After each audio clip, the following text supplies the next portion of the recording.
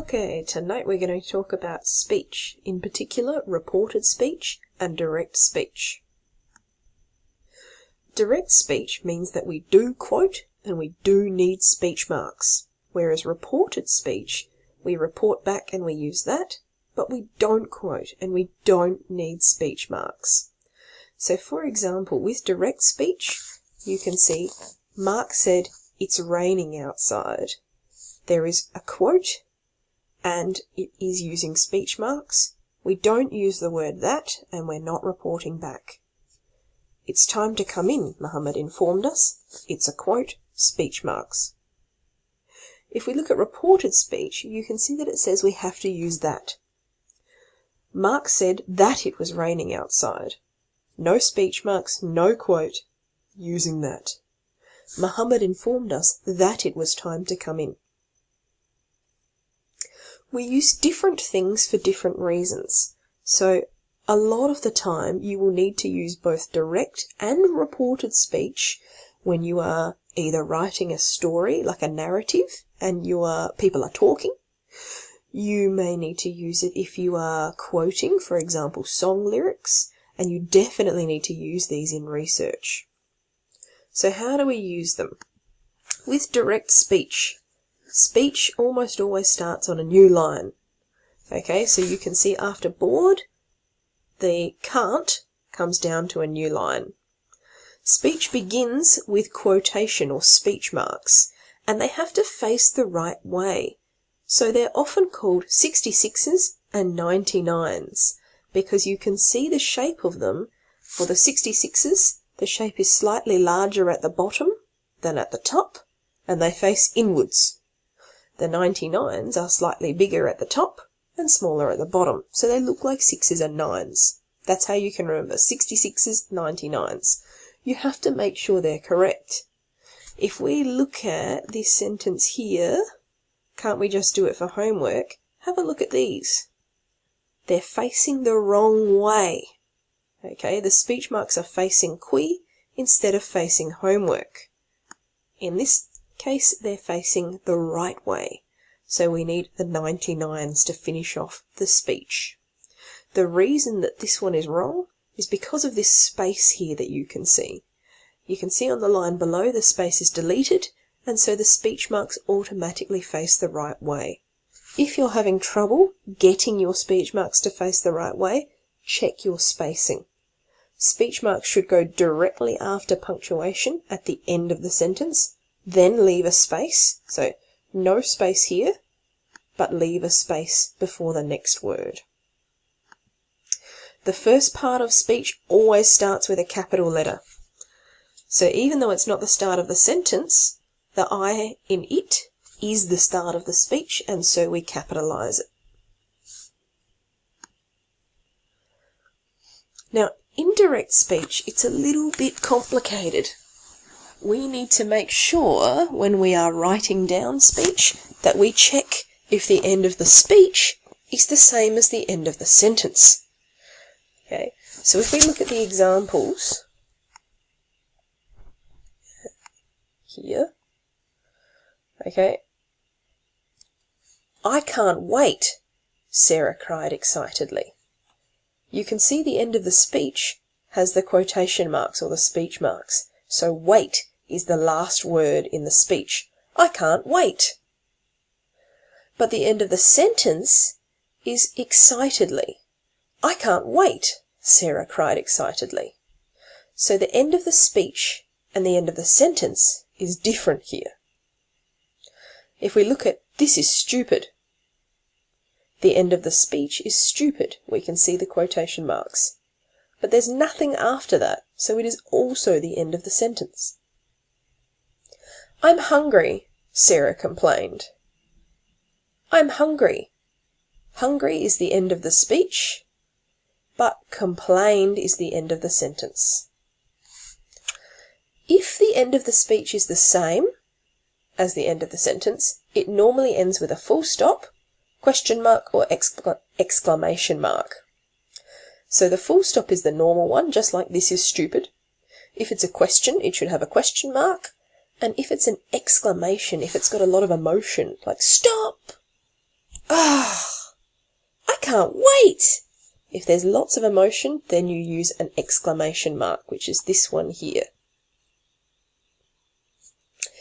If the end of the speech is not the same as the end of the sentence, then where you would normally put a full stop, instead you use a comma this time. So have a look at these two examples here. You can see that if we have the full stop, this is wrong because the speech is finished but the sentence is not. So what we need to do is use a comma because the speech is finished but the sentence is not finished.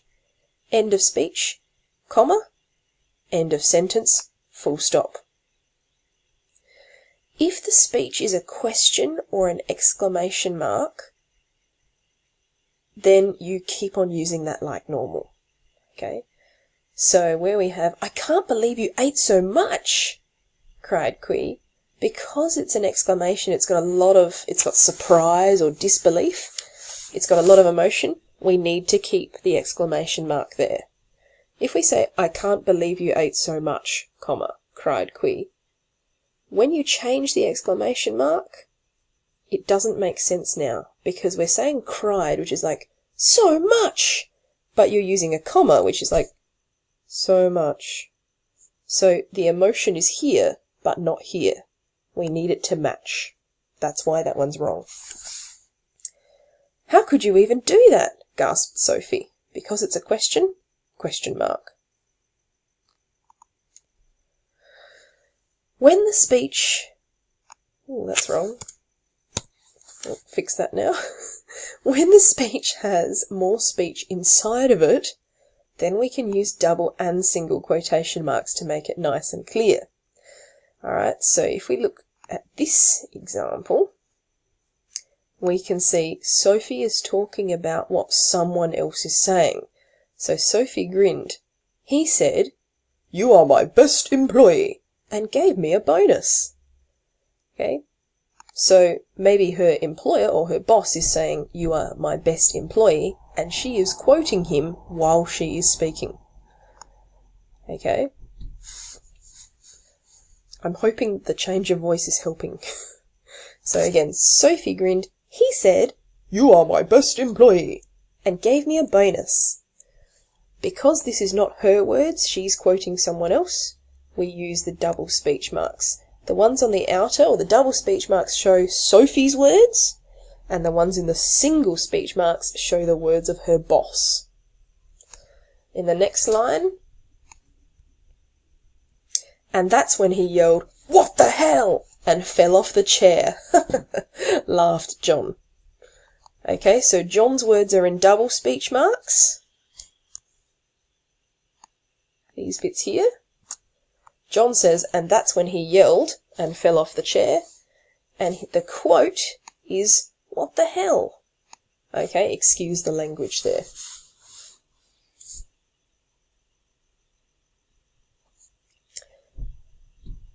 Again, Qui growled.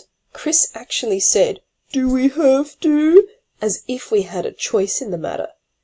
Okay, so he's quoting Chris. Chris says, "Do we have to?" And Qui says, "Chris actually said," as if we had a choice in the matter.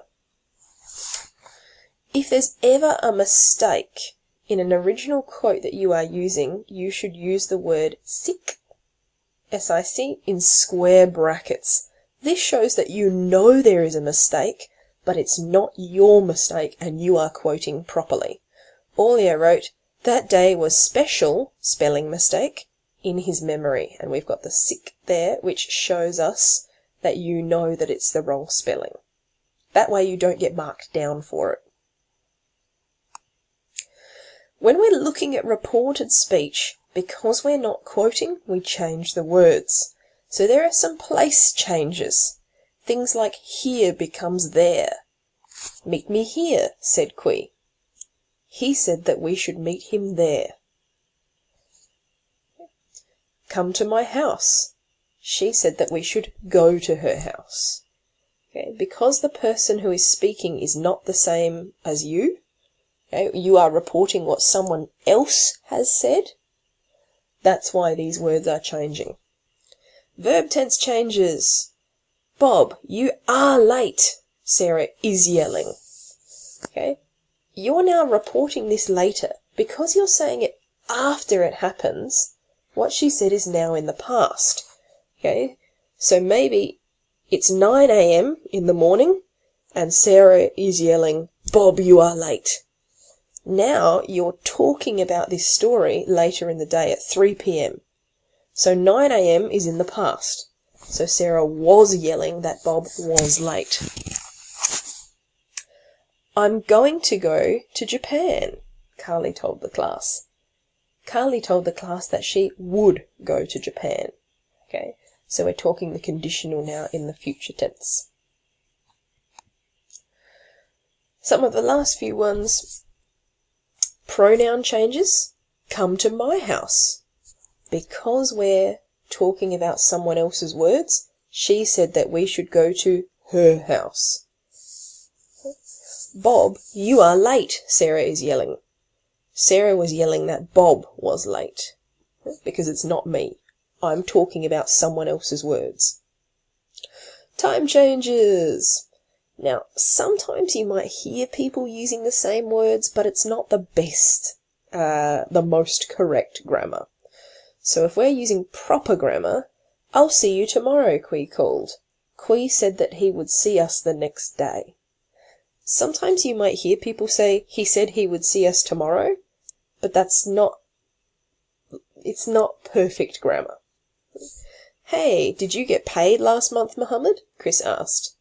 Chris asked if Muhammad was paid the month before. So to recap, with direct speech, we quote and we need speech marks. With reported speech, we report that back. We use that. We don't quote. We don't need speech marks. Alright, if you have any further questions, there are some more information about direct speech and especially reported speech, more examples of changes on Moodle and on the website. Thanks.